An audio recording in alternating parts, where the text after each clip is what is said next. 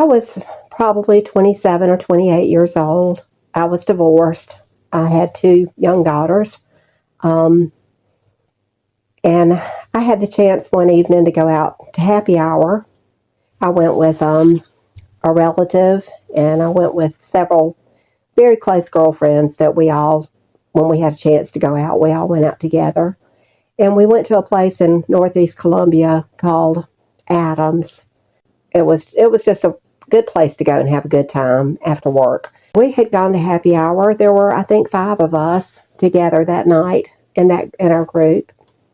I was having a great time.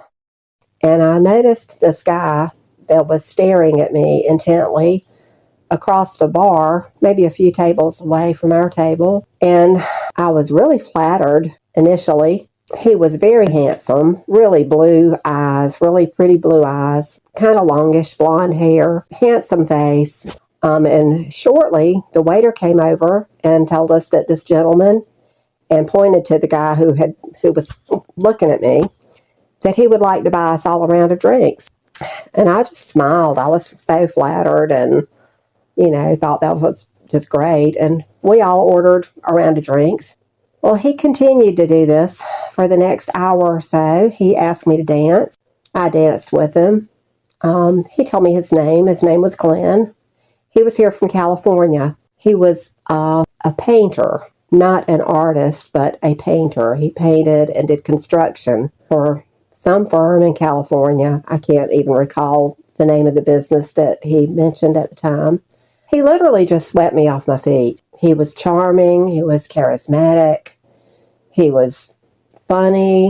I was with my friends and I was just having so much fun. I didn't even notice that everybody was starting to get ready to leave. And I was just now thinking that, oh, wow, I'm really just starting to have a really good time. I'd like to get to know this guy better. He could be the one. He could be, I was always looking for the one.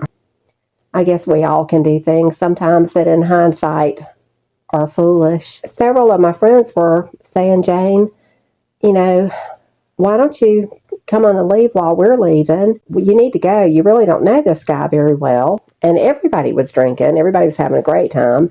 But I was just thinking, I'm starstruck. I really like this guy and I'd like to get to know him better. And I wouldn't let anybody talk me into leaving at all. I had my car in the parking lot. At any rate, the guy asked me if I would give him a ride to his hotel. He was staying at a hotel that was right beside Adams Club, where everybody went to go dance, where we were that night. The hotel that he was staying at was called the Red Roof Inn. I told him no. I didn't feel like I should give him a ride.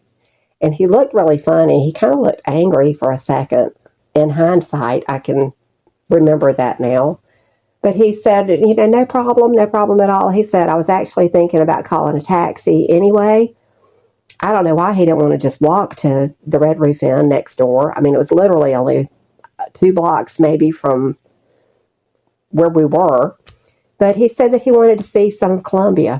He asked if I would show him around Columbia, that he would like to hire a taxi, that he would get a taxi to come pick us up and drive us around Columbia, downtown to Main Street. He wanted to see some of Columbia at night. And I was just tickled, about that. I thought, well, wow, this is really nice. He's been spending money on me and my friends all night, buying us rounds of drinks. And he wants to see some of the city while he's here. He wants to see some of Columbia, and he wants to get to know me better, too. He got a taxi. I went with him in the taxi.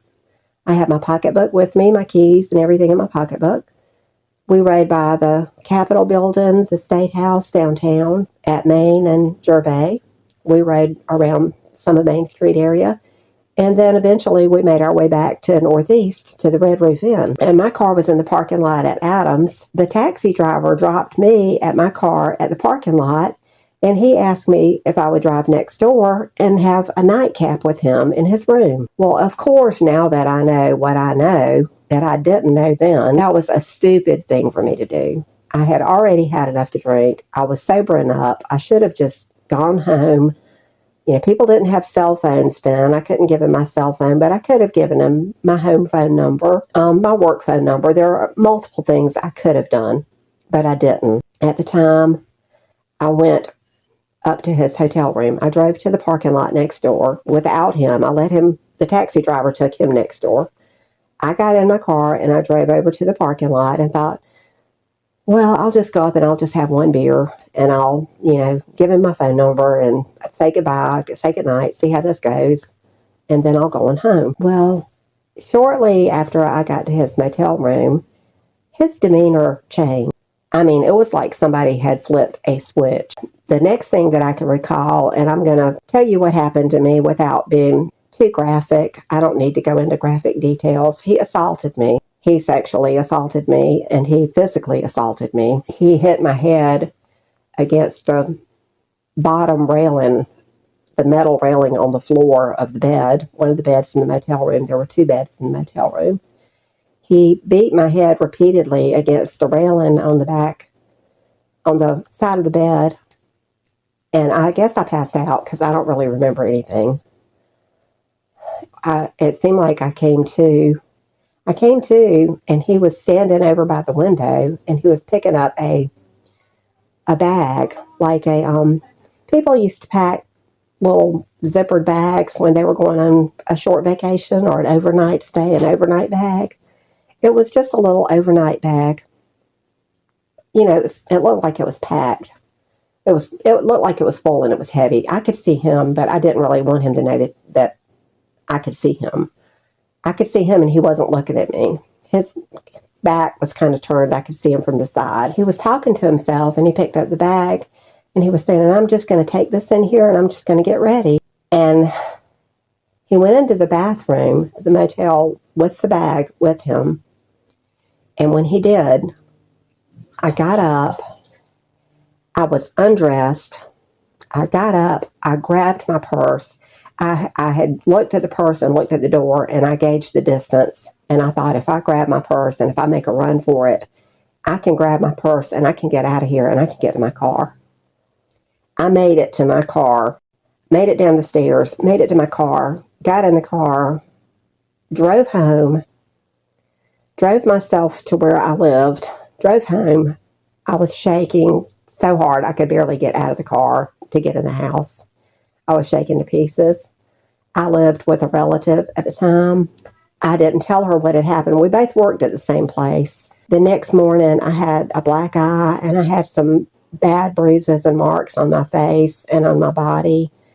And I told this relative what had happened the night before, and I was immediately shamed and told, just put some makeup on over it, do whatever you can do. I was told I was stupid, but needless to say, I was told not to tell anybody anything about what had really happened. So I went to work that day. I'm sure some people where I worked looked extremely concerned that something had happened to me, and I just insisted that the car door had hit me in the face, and I had fallen, and I never told anybody else except one other very close relative, my closest relative, living relative at the time, besides my children, that I never told about any of this for years, for most of my life. Anyway, I was told by this other relative also to be quiet and basically to be ashamed and not to say anything about it to anybody, not to dare tell a soul what had happened. And you know what? I did not tell a soul for years. For probably 20-something years, I didn't tell a soul. Maybe even a little bit longer than that. One day, after the year 2010, probably around 2015, I think it was, I happened to be home one afternoon, and I was watching a television, a cable show that came on. I like to watch crime stories. I have had a lifelong interest in crime stories for multiple reasons, I'm sure. But anyway, I was watching a crime story called The FBI Files, and it was on, and they were chasing a person on the interstate. They were having a car chase, and all of a sudden, they ran the car off the road. The car door opens, and guess who steps out of the car? the guy who assaulted me, the guy from California that I met that I was so enamored with, and so he was so charismatic and so handsome, they were chasing him because he was a serial killer that they had been looking for all over the United States for multiple murders. He was known as the Casanova killer because he did this to different women. He would meet women in bars. He would order rounds of drinks for them. He would sweep them off their feet. He was handsome. He was charming. His MO with a lot of other women who did not make it home the night that they met him was the same as it was the night that I met him. His MO was the same. He tried to charm people. He's also known as the cross-country killer. His real name is Glen Rogers, and he is currently on death row in Florida. And I just learned today that he has been sentenced to die on May the 15th of this year, 2025. And the governor of Florida, Ron DeSantis, signed his death warrant on my birthday, April 15th, just a few weeks ago. And it has not passed me without realizing it, that God knows what happened. God knows what this man did. I never reported this to the police. I never told anybody except I told my youngest daughter.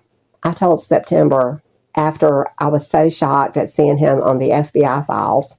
I said, this is the person who did this to me. This is the person I told you about. Because when she grew up and she got older, she was going out to clubs. She was dancing and meeting people. And at the time, anything I could do to possibly spare anything happening to her, I wanted her to know what had happened to me. And I had told her my story. But I never had a face to put with it. And you could have knocked me over with a feather when I saw this man's face on TV and realized that he had murdered other women all over the country. He crisscrossed back and forth from California. Yeah, he actually really did live in California, and he really did paint. Part of his story that he told me was actually true. But anyway, that's my story. And I hope that somebody can learn from my experience. It was a lot of foolish things that I did on my part. You know, I hate that this ever happened to me or to anybody else.